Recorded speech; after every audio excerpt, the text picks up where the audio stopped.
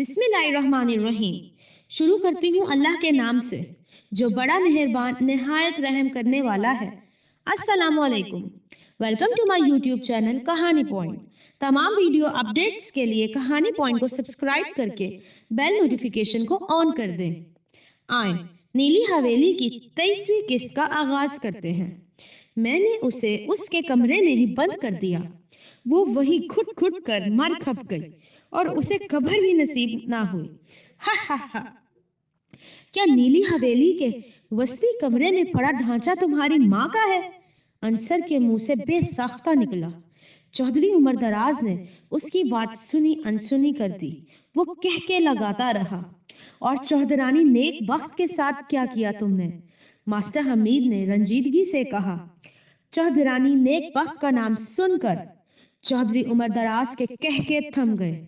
अच्छी थी बेचारी, बिल्कुल अपनी सास की फोटो कॉपी थी, लेकिन उसका अंजाम भी बुरा हुआ। उसके कहकों का सिलसिला फिर शुरू हो गया। उसे मैंने जिंदा जला दिया और हवेली के ही एक कोने में दफना दिया। हा हा हा। तहखाने में उसके शैतानी कहके गूंज रहे थे। फिर यकदम वो खामोश हो गया तो तहखाने में सन्नाटा छा गया। बहुत बातें हो गई मास्टर जी। आज फिर खून की होली खेली जाएगी और आज मरने की बारी तुम्हारी और तुम्हारे बेटे की है। चौधरी उमर दराज ने माखे के हाथ से भारी भरकम तेज धार कुल्हाड़ा पकड़ा और उसे घसीटता हुआ अंसर के पास पहुंच गया। तेज धार कुल्हाड़े की एक ही जर्ब अंसर का सर उड़ाने के लिए काफी थी। मास्टर हमीद और परवीन ने आंखें बंद कर लीं। वो ये वहशतनाक मंजर नहीं देख सकते थे। अंसर ने भी आंखें बंद कर लीं। या अल्लाह, मैंने तेरे रास्ते पर चलते हुए एक जालिम को बेनकाब करके उसे उसके अंजाम तक पहुंचाने की कोशिश की। अगरचा मैं इसमें कामयाब नहीं हुआ, लेकिन मैंने खलूसे दिल से कोशिश की। मेरी शहादत को कबूल फरमा। अंसर ने लब हिलाए। उसकी जबान पर कलमा तैयबा जारी हो गया। चौधरी उमर दराज एक कदम मजीद आगे बढ़ा और उसके सर पर पहुंच गया। तैयार हो जाओ सुकरात के पास जाने के लिए बच्चे। चौधरी उमर दराज ने खूनी कुल्हाड़ा फिजा में अपने सर से भी बुलंद कर दिया। चौधरी साहब, एक मिनट सब्र करें। दफअतन कमरे में एक मानूस सी मर्दाना आवाज गूंजी। बच्चे की अभी उम्र ही क्या है सुकरात के पास जाने की? अंसर ने जानी पहचानी आवाज कान में पड़ते ही झट से आंखें खोली। सुरंग की सिमत देखा तो उसकी खुशी और हैरत की इंतहा ना रही। वहां रियासत खड़ा था। उसे देखकर चौधरी उमर दराज समेत सबकी आंखें हैरत से फटी की फटी रह गईं। मगर एक अजीब बात यह थी कि रियासत ने हाथ में एक लिफाफा उठा रखा था जो सुर्ख रंग के सफूफ से भरा हुआ था। सब उसे हैरत से देख रहे थे। बड़ी एंट्री मारी है। अंसर रियासत से मुखातिब हुआ। तुमने क्या सोचा था यूं ही मर जाओगे? अभी तो मैंने अपने यार की शादी पर भंगड़ा भी डालना है। रियासत ने उसे आंख मारते हुए कहा। इससे पहले कि उनके माबैन मजीद कोई बातचीत होती, चौधरी उमर दराज बोल उठा। तुम्हारी जुर्रत कैसे हुई यहाँ आने की? वो गुस्से के आलम में धाड़ा। इस मौके पर उसे रियासत की इस तरह आमद सख्त नागवार गुजरी थी।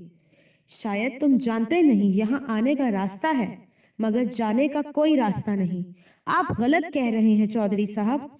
यहाँ आने और जाने दोनों का रास्ता मौजूद है। अगर आपकी नजर कमजोर है तो मैं आपको दिखा सकता हूँ। चलिए मेरे साथ। रियासत ने सर झुकाकर निहायत अदब से कहा। तू भी मरेगा इनके साथ। पकड़ ओए माखे इसको भी। चौधरी उमर दराज ने दांत पीसते हुए कहा। माखा फुर्ती से रियासत को पकड़ने के लिए आगे बढ़ा।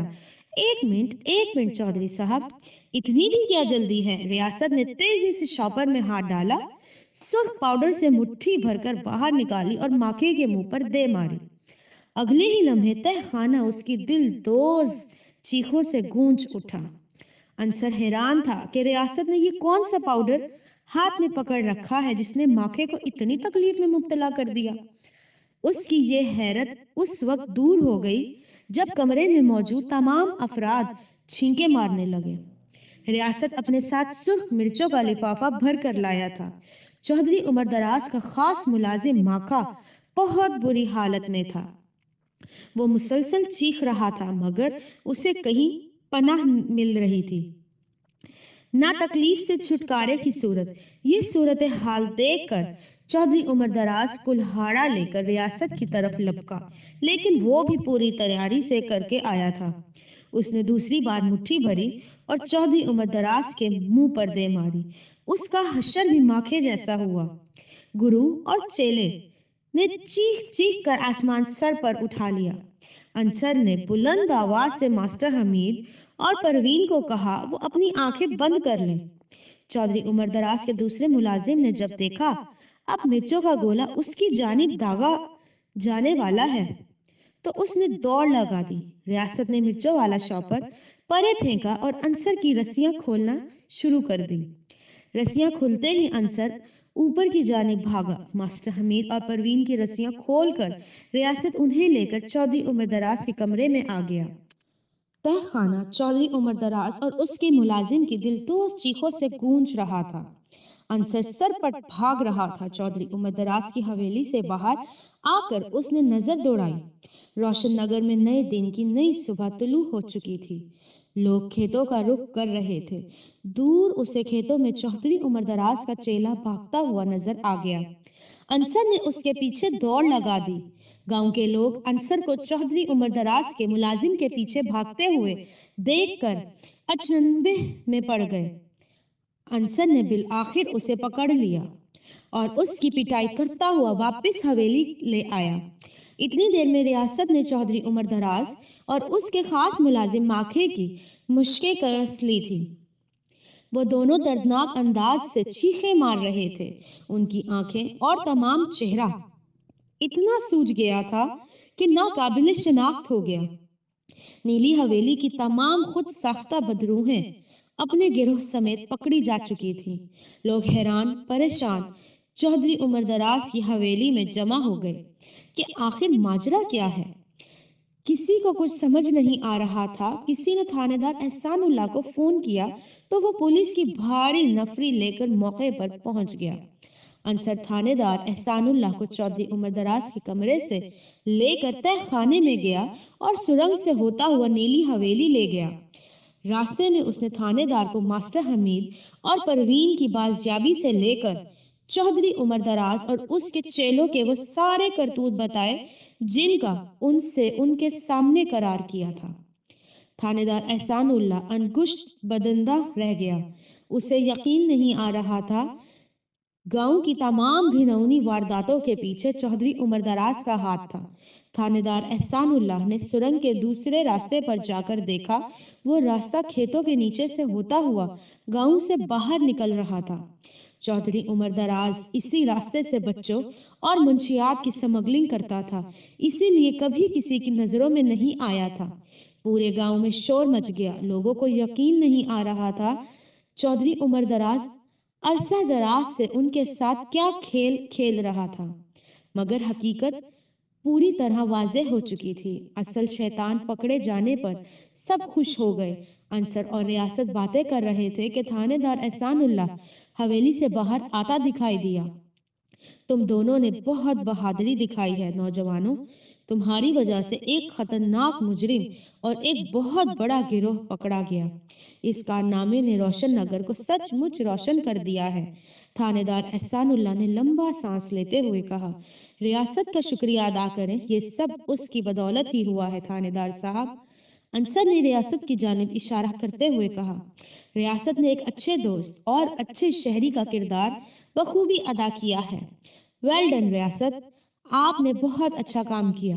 تھانے دار احسان اللہ نے کہا تو اس کا سینہ فخر سے چوڑا ہو گیا۔ لیکن ایک مسئلہ ابھی تک حل نہیں ہوا انصر صاحب، تھانے دار نے اپنا سر کھجاتے ہوئے کہا۔ وہ کیا؟ انصر نے تعجب سے پوچھا۔